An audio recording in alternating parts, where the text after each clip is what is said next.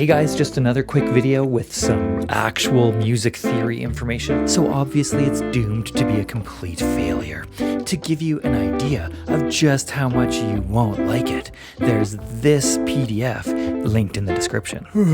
So boring. But if I was really serious about getting views, I'd probably make something more like Guitar Brain Rots. Dry Martini Guitarini. Last time we looked at the origin story of chords and how we can spawn triads on every note of a major scale to generate a list of triads in any key. Let's go back to our C major triad and I'll show you how to make an inversion. It just means that a different note is the lowest, and so we could have these three inversions of a C triad. Let's find them on our guitars.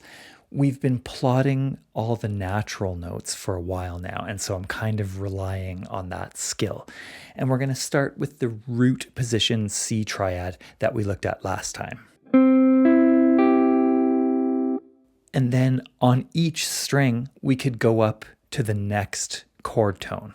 So C goes up to E goes up to G, and the G goes up to C. And we get this. And then again, we could go up one chord tone on each string and we get this shape, which to me is equivalent to this.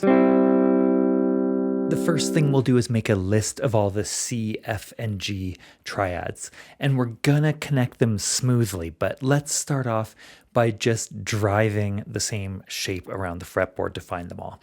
So if I start on a C triad in root position, and then I'll move that up so that it's starting on the note F, and same for G. And then let's do our first inversion triad. So here's my first inversion C triad. And now the root on this one is on the first string. And so if I can find the note F on the first string and then plug the shape in, I'll get an F triad. And same for G. And for the second inversion triads, I'll start with this kind of D chord shape C triad, and then I'll drive it over so that the root on the second string is F, and plug in the shape, and then I'll move it up to the G. So that's all the C, F, and G triads. But now let's look at how we can connect them a little more smoothly. Basically, it means we're going to try to move to the closest triad. If we list all the notes in the three triads, we'll see that there are some common tones, and so we'll keep those in the same voice. The other notes we can move by one step, and this actually shows you a lot about how melodies over chord changes work too. And I can't help but to practice these with a little bit of a fun rhythm.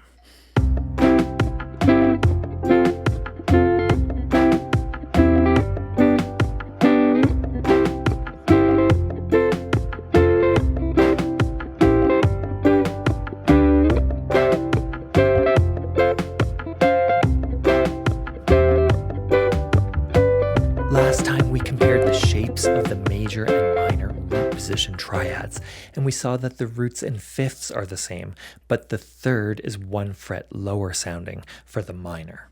Let's apply that to the other two inversions and see how they look. First, we'll make a list of all the inversions.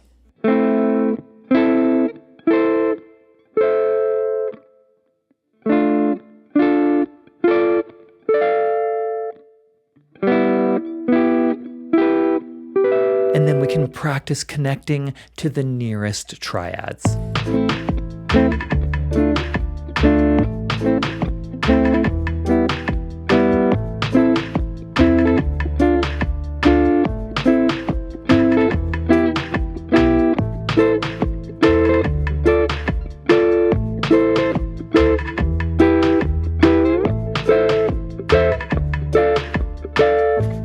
Now I'll show you a really good way to practice this. First, we should check out the diminished triad shapes. We already saw the root position diminished triad last time. And so if I start on my lowest available triad on the neck, which is these 3 open strings, and then from there, I'm just going to connect smoothly up and then down the neck.